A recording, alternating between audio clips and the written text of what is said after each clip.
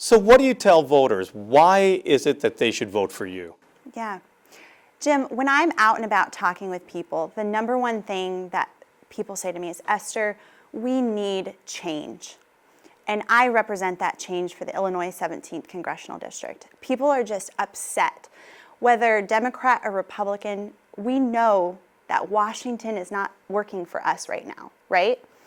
And I get to be a person of energy and dedication. This is something I'm doing out of a sense of duty. And people want to be a part of this. People are just so excited to have someone who's willing to do the work to represent us better. And I'm just proud to be a part of this and humbled to be a part of this with so many citizens and people of the Illinois 17th.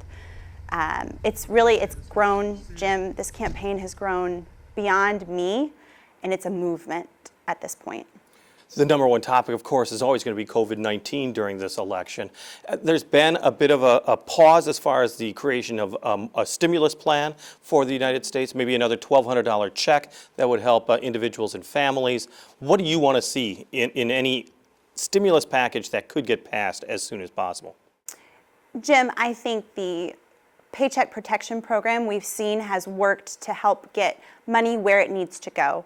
I believe targeted stimulus is the most effective stimulus, making sure we're getting dollars into the hands of workers, into the hands of small business owners. That's what's going to help us get us up and running again. We have suffered a lot economically in this part of the state. I've talked with a small business owner, for example. I talked with a former restaurant owner. They had just invested their entire life savings into opening a new restaurant in February. And he said, Esther, we're just not going to make it. We can't get through this. So many people are having a hard time right now. And I believe we need a stimulus package that very carefully targets getting dollars into the hands of the people that need help right now.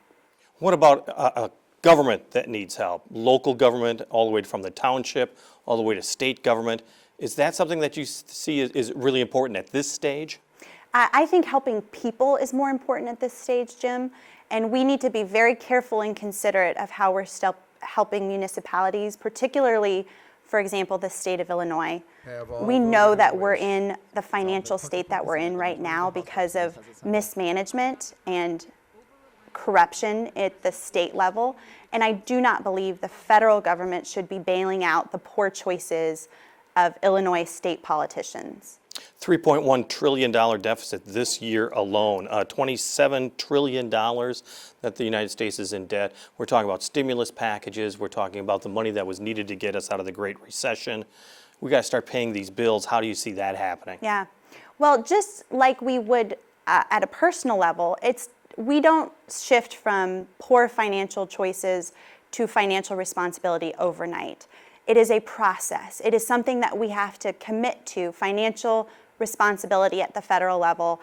I see it happening over a long period of time, but just again, like we see the rewards of positive personal choices in our lives, if we say, I'm going to eat healthy and we do it day after day after day, that same way at the federal level, if we say we're going to be financially responsible and we commit to it year after year after year, we can turn this ship around. Well, the Nonpartisan Responsible Federal Budget Commission predicts trillion-dollar deficits in the years to come. Each year, another $1 trillion at least being added. So it's really no light at the end of the tunnel right now. Well, that's why we need new representation. I am one representative, but I have seen a wave of young people, of conservatives standing up across the United States, and I'm proud to be part of this team that's saying, no more. The way things are being done right now is not okay. We need more fiscal responsibility. We need representatives that are actually going to do the job, not just sign a big paycheck and let the government function as it's always functioned. Status quo isn't working. That is something that's very obvious right now. And it is time for change. And I'm just excited and again humbled to be part of bringing that here for the Illinois 17th. As we're talking about COVID-19, there are some agencies that are at the forefront of trying to defeat this virus or to find a vaccine. You talk about the CDC or the FDA, and yet the president has really questioned these scientists and have questioned these agencies' ability to really protect the American public. How do you see the CDC as well as the NIH even, and the National Institutes of Health, all of these organizations? Are you going to be confident that they can actually get at COVID-19 and an effective vaccine rather? Yes. Jim, I am actually amazed at what we're seeing, particularly on the vaccine side.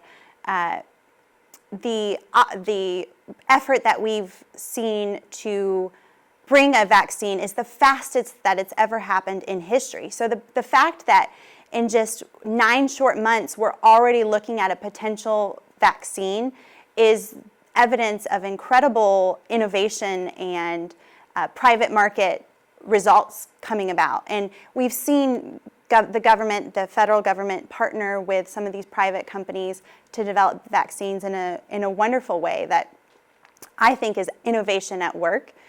And as far as the CDC specifically, I think we have seen good information and positive efforts to help advise. Like, there's so much confusion, there's a lot of misinformation, there's a lot going on.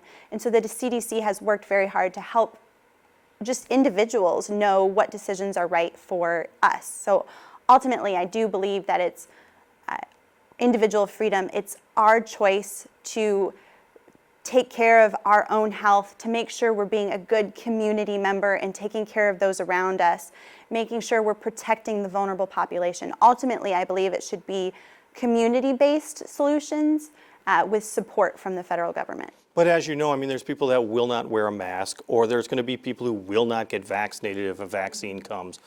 What about you? Will you do these things? And what would you say to somebody who says, I wouldn't get vaccinated no matter what? Well, I do believe that we need to have personal responsibility for our own bodies. So if someone has, for example, a health concern, so they're not able to take the vaccine, they need to make that choice for themselves. For example, I met a young girl in 8th grade, and she has Lyme's disease, and she's not able to take vaccines. It will inflame the condition that she already has. I don't think the government needs to tell that mother, that family, your daughter is required to take a vaccine. However, I will certainly be taking the vaccine. I believe it is, if possible, if we can, it's an ideal thing to help be a responsible citizen in our communities. I know that the Republicans and the Trump administration have renegotiated trade agreements, again, tough policy with China, which automatically reacted by pretty much going after the American farmer. Bankruptcies on farms higher, 4% higher than last year. Are you worried about the farm policy in the United States right now? Jim, I spend a lot of time talking with farmers. I just hear from them regularly. Esther, we're committed to what President Trump is doing. We know that China needs to be held accountable, but we can't take it on the chin for the entire American economy. So I believe we need to have a voice at the table, a representative who is part of the conversations, part of standing up for agricultural industry, not attacking and criticizing, but advising and being a part of the representation as part of trade deals, as part of legislation that's being passed. I think there's a lot more productivity and positive results that we can achieve for our district by being part of the conversation. You, of course, have a link to Arsenal Island. Tell me what you want to do to make sure that Arsenal Island remains viable in this area. Yeah. I am proud to be a soldier in the United States military. I have done my reserve duty at the Arsenal Island annually, and actually, Jim, the Arsenal Island is where I bought my first Army uniform when I joined the Army. So it is a very personal connection. Arsenal Island is one of our largest employers here in the Quad Cities. They employ over 6,800 civilians and military personnel, and they support over 50,000 active and reserve soldiers here in the area. It is a critical piece of the heartbeat of our economy here in the Quad Cities. And I know that because of my military experience, being someone who has experienced what it is to drive through those gates every morning, that I am going to be an incredible advocate for our Arsenal Island, not just as an employer, but also as a manufacturer, as a military base, as a shining jewel in our economy here in the Quad Cities. You have your campaign ads have really pointed out that a vote for Sherry Bustos is a vote for Nancy Pelosi and Chuck Schumer. Is a vote for you the same as a vote for Donald Trump and Mitch McConnell? It's not. So I plan to be bipartisan in the House of Representatives, and I certainly believe that Donald Trump's agenda and the policies that he's putting forward are much better for our country than than Vice President Joe Biden's policies. I mean, Joe Biden has said he wants to raise taxes on every single American. And especially coming off of a pandemic, Jim, that is not the right thing to do to get us restarted economically. To take people's money, to reach into their pockets and take their money is not going to help us. So I absolutely support the economic policies that I believe a Trump administration would bring to the table. I think it's the best thing for the Illinois 17th compared to the Biden-Harris agenda. However, and you'll see this through the story of my life, I am an independent thinker. I am someone who listens and says, okay, why are we just following the status quo? Why is this the pre-assumed result? What could we be doing better? How could we be bringing more people into the equation, into the conversation to really get more perspectives? That is the way I lead. That is the way I run my small business. That is the way I've worked with my campaign team. And I will absolutely be that leader as a representative for this congressional district. And all I have to say is watch out, Washington, D.C.